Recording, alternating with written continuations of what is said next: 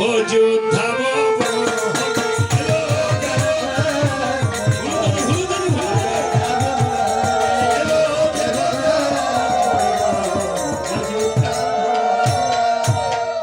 হংসবাহনে এলো দেবী সরস্বতী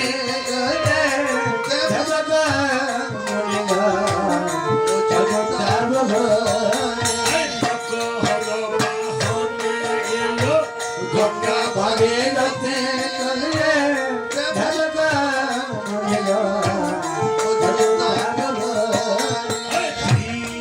বাহনে এলো দেব পঞ্চানন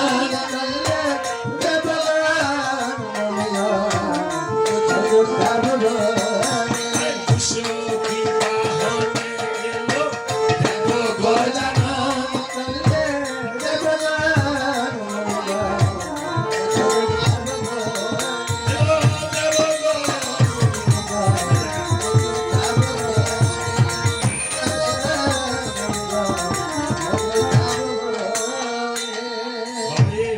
খেয়াল রেখে ঘুমায় না বাবা, নেমে যায়। এই যে আমারটা জীবনটা সে এরকম সব এখন এই যে নেমেছে আর আর 1-2 ঘন্টা কষ্ট করে বাবা, ঘুমায় না বাবা। হ্যাঁ মাইক দিয়ে শুরু করে মাইকের সমস্যা হতে গান করা যায়, এমনিতে নয়েজ হচ্ছে। হ্যাঁ নাম নামে আছে। হ্যাঁ এখন এভাবেই কে কে এসেছে? দেবগণ, মুনিগণ, ব্রাহ্মণগণ, পাতালবাসী নাগগণ সকলে অযোধ্যাতে করেছে আগমন। আজকে আপনার এই আঙ্গিনাটাই এই ক্ষিতীশচন্দ্র দেবশর্মা এই যে আঙ্গিনাটা, এই সারের আঙ্গিনাটা আমার আজকে আপনার দেবতার মতো দেবালয় হয়ে গেছে। ঠিক আছে, যতক্ষণ আপনারা আছেন বৈষ্ণব ভক্ত বৈষ্ণব আছেন, এটা ওদের আঙ্গিনা এখন বলা যাবে না, বলা যাবে এটা অযোধ্যা ভবন হয়ে গেছে। তাই যখন এসেছে আপনারা এখন সন্তানেরা এই বস্ত্রটা দান করবেন। প্রথম বড় ছেলে মাথায় নেবেন এই বস্ত্রটা, এখন 1,60,000 মণিগণকে দান করা হবে। ঠিক আছে, এবং সকল ছেলে মেয়েরা পর্যায়ক্রমে ওনারে বড় ভাইকে ধরে রাখবেন। ঠিক আছে, আপনাদের মাকে নিয়ে দাঁড়িয়ে হ্যাঁ ধরবেন, একজন আরেকজনের পাশাপাশি বস্ত্রটা মাথায় নিয়ে হ্যাঁ এসে। এবার যখন সবাই এসেছে মণিগণ শত্রুঘ্ন দিয়েছিল বসার আসন। আসন এ ভাইদের মধ্যে দেখেছেন এক এক ভাই কর্ম করতেছে। শত্রুঘ্নকে বলছিল, শত্রুঘ্ন রে তুমি সবাইকে দিবে বসার আসন। আজকে যেমন আপনারা বসেছেন, কেউ চেয়ারে বসছেন, কেউ উপরে বসছেন না, কাউকে দিয়েছে স্বর্ণের আসন, কাউকে দিয়েছে রূপার আসন, কাউকে দিয়েছে তামার আসন, এইভাবে দিয়েছে আসন অনুসারে। এক এক দেবতা এক এক ভাবে বসেছে। এবার আসন শূন্য হয়ে গেছে, দেখছেন অযোধ্যার মতো আসন শূন্য হয়ে গেছে। যে অযোধ্যাকে গোটা বিশ্ব ব্রহ্মাণ্ড হারাতে পারতো না, মানে অযোধ্যা নগরী গোটা বিশ্ব ব্রহ্মাণ্ডের রাজধানী ছিল। হ্যাঁ এই অযোধ্যা যুদ্ধে কেউ হারাতে পারতো না, রাম রাজ্যে কেউ কষ্ট করতো না। এখানেও আসন শূন্য। এবার আসন কি দিতে হয়? যারা মাটিতে বসেছেন তারাই তো ভালো। হ্যাঁ জাম্বুবান বুদ্ধি ভালো ছিল। জাম্বুবান বন থেকে কুশ কেটে কুশাসন বানিয়ে দিয়েছে, সকল মণিগণকে কুশাসন দিয়েছে। সবাই কুশ কি করেছে?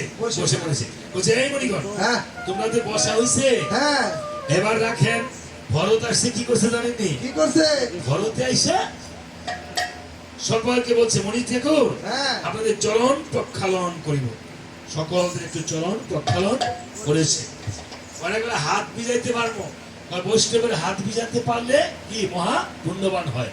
হ্যাঁ আমার বাড়িতে আমরা ঋষি বাড়িতে গিয়েছি বাবা, আমরা তো বাবা আসলে কিছু জানি, কিন্তু তারা এত ভক্ত আমাদেরকে চরণজলি করিয়ে হ্যাঁ তারপরে উপরে নিয়েছে, নিয়ে বসিয়ে হস্ত প্রক্ষালন করেছে। দেখেছেন ঠিক ভরত সকল বৈষ্ণব ব্রাহ্মণগণের কি চরণ প্রক্ষালন করেছে, করে বলছে এবার ভোজন ক্রিয়া সমাপন করতে হবে। হ্যাঁ ভোজনের আদেশ চেয়েছে।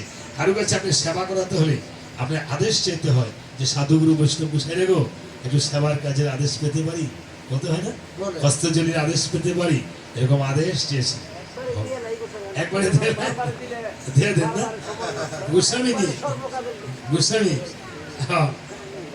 দীক্ষা না শিক্ষা গোসাই বাচ্চাটার শক্তি কম না। গোসাই আমারে দিয়া তো এই শিষ্য করাইছে। এখন আমি চাইছিলাম না এদিকে আপনাদের হোমনা অঞ্চলে। এখন এই যে বাবা শিষ্য উস্তাদ মিলে পত্রিকাতে শিষ্য মিলা বিষম দেয়। গুরুর মাথা শিষ্যের বলে ফাও, তাহলে গুরু উদ্ধার হয়ে যাও। হ্যাঁ, বজে যাওয়ার বাও, তাই না? গুরু হওয়া অনেক কঠিন ব্যাপার। গুরু খালি হইলেই হবে না, সন্তান জন্ম দিলে সন্তানের প্রতিপালন করতে হবে, তাই না? বাবা, গুরু হওয়া সংসারিতে কঠিন ব্যাপার এই সংসারিতে। তো কাজী এখন গুসাইরা যে বলছে যে আগে সব কিছুর আদেশ দিয়ে দে, এখন যুগ একবারে দে, বারবারে বিরক্ত করেছে। কিন্তু নিয়ম হইলো একটা একটা করে ডিজিটাল যুগ। যাক, গোস্বামী পাওয়া গেছে, উনি বুঝবে জিনিসটা। হ্যাঁ, যৎকালে তৎব্যবস্থা।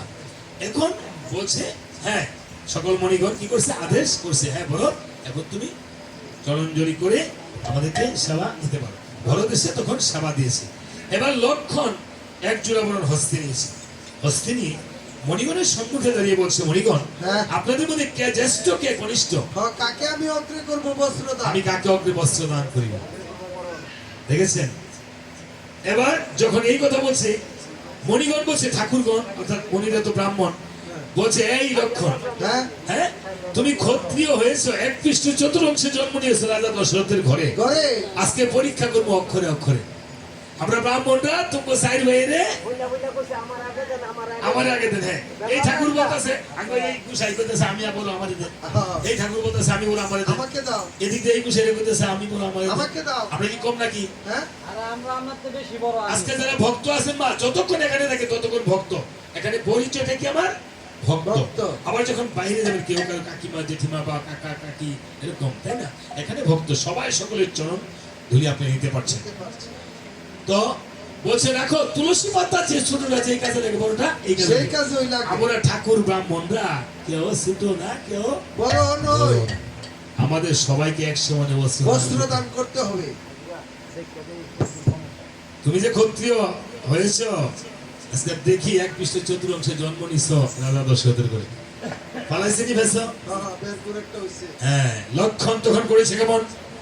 লক্ষণ প্রভু রাম দিনে বন্ধু হরিকে করেছে স্মরণ। ভগবান রামচন্দ্রকে যদি স্মরণ করে, রাম বললে 108 বার নাম হয়ে যায়, জপনা 108 বার নাম জপি না। দেখেন রয়ে কত নাম্বার? র, হ্যাঁ, বাংলা অক্ষরে কত নাম্বার? 25 নাম্বার। আ হলো 2 নাম্বার। হ্যাঁ, ম কত নাম্বার? হ্যাঁ, 54 হয়ে যায়। র আ ম দুঃখ করে রাম রাম দুইবার রাম ধরি। অনেকে মুখে কি বলে, দেখো এ রাম রাম, এমন বলে। হৃদয়ভাবে যদি কেউ উচ্চারণ করে রাম, হ্যাঁ, তাহলে তার ফল হয়। আর ভক্তির সহিত করলে তো সহস্র জীবন, লক্ষ কোটি পর্যন্ত। এই জন্য রাম নাম দেওয়া হয়েছে। আমি ইন্ডিয়াতে গেছি বাবা, শিলিগুড়িতে কীর্তন করেছি, দেখেছি যে ওইখানে হনুমানের মূর্তি আছে। হ্যাঁ, হনুমানের বিগ্রহ। এই যে চামড়টা না মা, এই চামড়টা কিন্তু হনুমানের প্রতীক। আমার কাছে বজরংবলীর ছবি আছে, ব্যাগের মধ্যে রাখি, আজকে হয়তো লাগাই নাই, ওই পকেটে। হনুমানের আরেক নাম কি? বজরংবলী। কেন মা? বজরংবলী মশাই কি করেছে জানেন? মার সিঁদুর পরা দেখে সীতা সামান্য সিঁদুর পড়ছে, মা সিঁদুর করলে কি হয়? তোর প্রভুর আয়ুষ্কাল বৃদ্ধি পায়। তো সীতাতে সিঁদুর করলে সামান্য প্রভুর আয়ুষ্কাল বৃদ্ধি পায়। আমি সারা অঙ্গের সিঁদুর, সারা অঙ্গের সিঁদুর মেখে লাল হয়ে গেছে। রামচন্দ্র বলছে, দেখছিস সীতা করেছে কি? এমন ভক্ত যে আমাকে রাম সীতা দেখাইছে, বুক সিরা। হনুমান রে, আজ থেকে আমি কথা দিলাম, যারা আমার পূজার আগে তোর পূজা হবে, আর চামড়ের মধ্যে তুই থাকবি। এই জন্য চামড় দিয়ে আরতি করে, তাই না? আর রামায়ণ কীর্তনে চামড়ের আশীর্বাদ দেওয়া। আমি কথা দিলাম, আমার পূজার আগে তোর পূজা হবে। এই জন্য রাম পূজার আগে হনুমানের পূজা হয়, বজরংবলী। আর আজকে তোর নাম হলো বজরংবলী। বজরংবলীর চরণে একটু মেটে সিঁদুর দিয়ে, গীত দিয়ে, গাওয়া গীত দিয়ে যদি আপনি প্রতি মঙ্গলবারে আপনি একটু গীত ধারণ করতে পারেন সিঁদুর, তাহলে আপনার যে কোনো মনোবাঞ্ছা পূর্ণ হয়। এটা আমার মুখের কথা, 3 মাসে পূর্ণ যে কোনো মনোবাঞ্ছা। মনোবাঞ্ছা তো আমি কি প্রেসিডেন্ট, আমার মনোবাঞ্ছা থাকবে? আমার চাকরি, সম্পত্তি, ব্যবসা, বিভিন্ন কত কিছু থাকে বাবা। হ্যাঁ, এটা আমার মুখের কথা, আমি রামায়ণে পেয়েছি। আমার কাছে 1800-1900 বছর আগে 5টা রামায়ণ গ্রন্থ আছে। আমি মাঝে মাঝে ইউটিউবে, ফেসবুকে আমি এগুলি ছাড়ি। এখনকার রামায়ণের সাথে ওগুলি মিল নেই বাবা। তুলসীদাসের রামায়ণ আছে হিন্দি ভাষায়, মাঝে মধ্যে পড়ি। হ্যাঁ, এই রাম নাম কীর্তন করলে বাবা এখন অনেকগুলি পরিবর্তন হয়ে গেছে। তো যাক, এই জন্য জয় বজরং বলি হনুমান কি, সবাই বলে জয় বজরং বলি হনুমান কি, জয়, জয় রাম সীতা কি। জয়। এই জন্য চামড়ের স্পর্শ না নিয়ে কেউ যাবেন না, ঘুমাবেন না।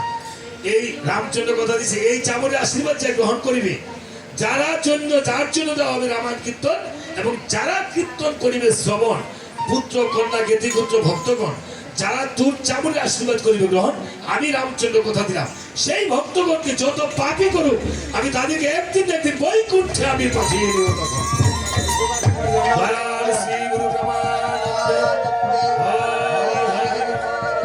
হরি বল, হরি মধুর কীর্তনী কহং, শ্রী রাধে শ্রীকৃষ্ণ বলে প্রভু নিতাই চৈতন্য অদ্বৈত শ্রী রাধারানী কি জয়, সাধু বৈষ্ণব সাইতে হরি হরি বল, হরি বল।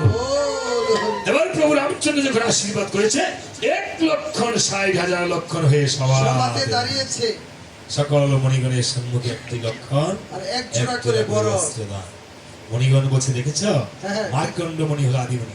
দেখো 1,60,000 লক্ষণ হয়ে সবাই বস্ত্রদান করেছে। করেছে। সকলকে যখন বস্ত্রদান করছে আমি এক চূড়া বলুন আর একটা লক্ষণ বেশি হয়েছে। তখন দেখছেন 1 লক্ষণ বেশি হয়েছে। এবার পরবর্তীতে কি হবে, এবার এই বস্ত্রটা দান করে দাঁড়াও। আসলে এসা মনে মনে গুরুকে একটু যাপনা বাবার আত্মাকে স্মরণ করবে।